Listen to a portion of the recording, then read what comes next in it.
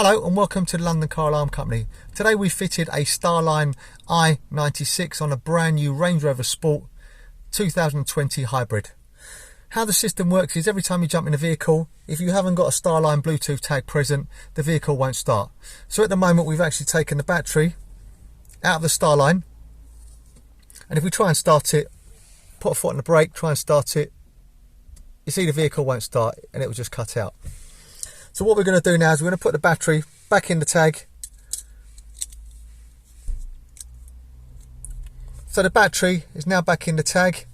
If I now turn on the ignition, you're going to hear a melody to say the system is disarmed and it's going to start. There you go.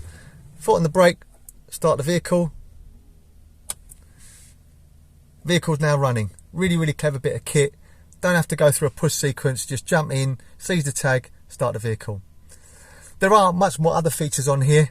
Push button override if you want to use that. But this is a lot easier. Hope you found the video helpful. My name's Otto, company's called London Car Alarm Company. The number to me is 028 906 0478. Thank you very much for watching. Bye bye.